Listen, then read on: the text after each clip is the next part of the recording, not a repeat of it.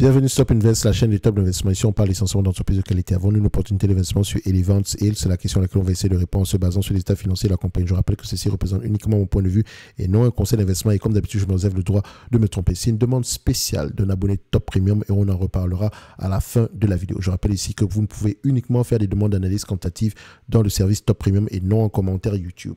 Et donc, si on parle ici de Elevance Hill, c'est à peu près le même type d'entreprise que United Health. Et s'il vous plaît, intéressez-vous au secteur on l'appelle, c'est l'assurance santé, mais aux États-Unis, on appelle ça Managed Care. Donc voilà, allez-y voir à peu près à quoi ça fait référence, parce que ces entités-là, parfois également, offrent des services de santé. Donc, il y a toute une crainte ici par rapport à tout ce qu'on appelle Medicare, machin truc. Je vais vous dire une chose, hein. Les compagnies d'assurance santé aux États-Unis sont incontournables. Il y a certes des problèmes au niveau du prix des médicaments et ça, ce n'est pas la faute à ces compagnies-là. Au contraire, ça pourrait même leur faire du bien. So, Elevance, Cigna, United, CVS sont peut-être très sous-évalués. Tout le secteur d'activité d'ailleurs. OK?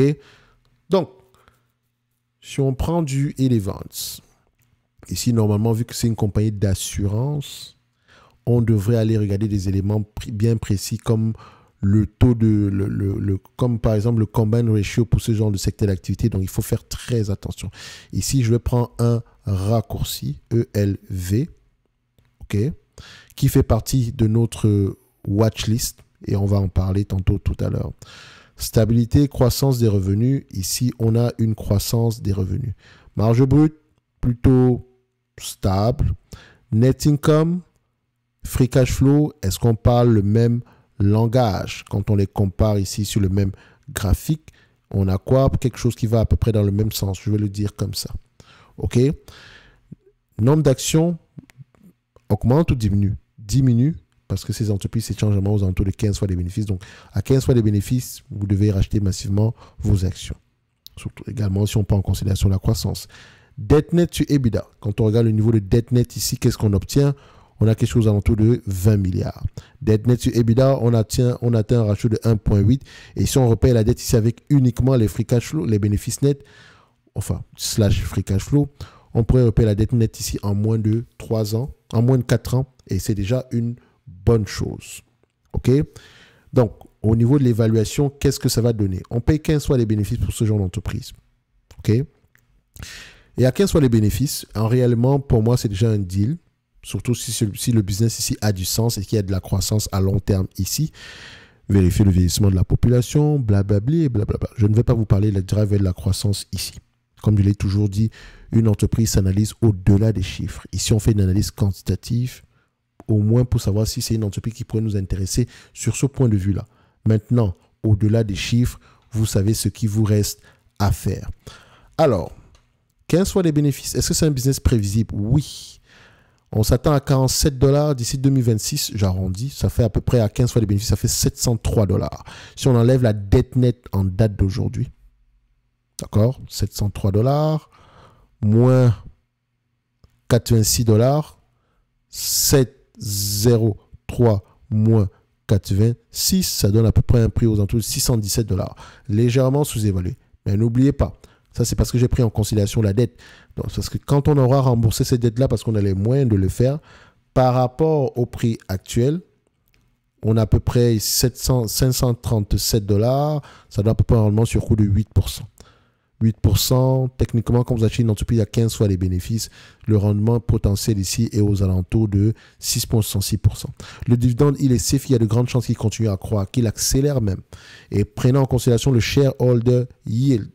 Donc pour moi, je pense que Elevance Yield est sous-évalué en date d'aujourd'hui. Et ça, ce n'est que mon avis quantitatif.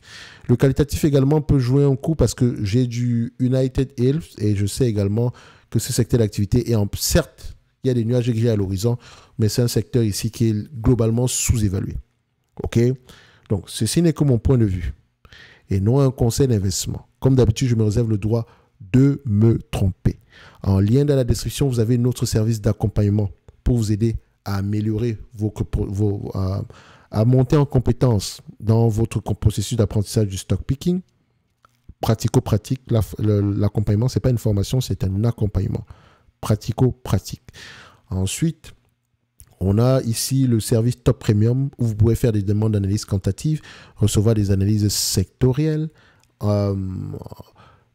Également, vous avez accès à la watchlist avec objectif de prix, ok, plus d'autres éléments. Je vous laisse aller voir ça. Il y a 4 niveaux, donc en description de la vidéo, et vous avez un code promo présentement. Je sais que vous aimez bien les codes promo. Et puis d'ailleurs, un like, un abonnement, faites ce que vous voulez. Vous pouvez également vous désabonner si ça ne vous intéresse pas du tout. Et comme je dis toujours une chose, Elevance Hill, si ça vous intéresse quantitativement, vous allez aller creuser. Et la première chose qu'on demande, c'est est-ce que je comprends ce que fait la compagnie? C'est pour ça que je ne sais jamais de vous convaincre par rapport à ce que fait la compagnie. Vous devez absolument faire vos propres devoirs. OK? Apprenez à faire des recherches. Zone Bourse est là pour vous aider, ce genre de choses-là. Si vous ne comprenez pas ce qu'une entreprise fait, ça ne vaut pas la peine d'y investir. C'est pour ça que je passe du temps ici. C'est pour ça que je ne vais même pas passer une seconde à vous dire ce que l'entreprise fait. Je m'arrête sur les chiffres et si les chiffres vous intéressent, vous allez aller creuser. Ici, on vous apprend à pêcher. Et ça commence par la description de la compagnie. Allez vous-même chercher. C'est facile à faire. Ne vous attendez pas à tout. C'est comme ça qu'on fait des recherches. Bref, on se donne rendez-vous sur la prochaine vidéo. Merci.